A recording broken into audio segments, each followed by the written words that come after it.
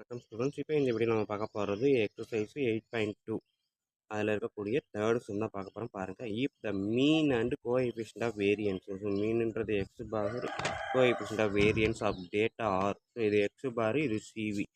Find the value of standard deviation. ஓகேங்களா, standard deviation என்ன அப்படின்னு கேட்டிருக்காங்க. இதை தான் வீடியோ பார்க்க போகிறோம். வீடியோ பார்க்குறதுக்கு முன்னாடி நம்ம சேனலில் தயவுசெய்து சப்ஸ்கிரைப் பண்ணிடுங்க. அப்படியே பக்கத்தில் பெல் ஐக்கான் இருக்கும், அதையும் கிளிக் பண்ணிடுங்க.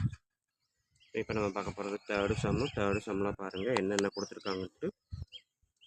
ஸோ தேர்டு சம்மில் எனக்கு வந்து எடுத்தோன்னே என்ன கொடுத்துருக்காங்க, மீன் கொடுத்துருக்காங்க. மீன்ன்றது எக்ஸ் பார் எவ்வளவு 15 கொடுத்துருக்காங்க. அடுத்தது கோஎஃபிஷியன்ட் ஆஃப் வேரியன்ஸ் எவ்வளோ கொடுத்துருக்காங்க, 48 கொடுத்துருக்காங்க. சிக்மா வந்து என்னன்னு கேட்டிருக்காங்க. ஓகேங்களா, ஸோ நமக்கு தெரிஞ்ச formula coefficient of variance = sigma divided by x bar into 100%. ஓகேங்களா, ஸோ அப்போ சிவி எனக்கு தேவை சிக்மாவை தான் கேட்டிருக்கோம். அப்போ சிக்மாவை மட்டும் நான் அந்த சைடு வச்சுக்கிட்டேன் அப்படின்னா சிவி இங்கே இருக்குது. இந்த எக்ஸ் பார் ஈக்குவலுக்கு இந்த சைடு போகும்போது மல்டிப்ளிகேஷனில் வந்துடும்.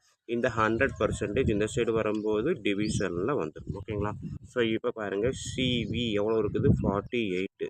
எக்ஸ் பார் எவ்வளோ இருக்குது, 15 டிவைடட் பை 100. ஓகேங்களா, ஸோ இப்போ இதுக்கப்புறம் நான் என்ன பண்ண போகிறேன் அப்படின்னா, அந்த 15 வந்து மல்டிபிள்ஸ் ஆஃப் 3 5. ஓகேங்களா, ஸோ டிவைடட் பை இங்கே வந்து 20 கட் பண்ணலாமா. 25 சார் 100, இங்கே 3 5 சார் 15. அகைன் பார்த்தீங்கன்னா 5 4 சார் 20, 12 4 சார் 18. ஓகேங்களா, ஸோ இப்போ இதை நான் இன்னும் கட் பண்ணுறேன். 5 கட் பண்ணேன்னா என்ன வரும், இங்கே வந்து 2.4ன்னு வரும். ஓகேங்களா, 12ல் 2.45 சார்.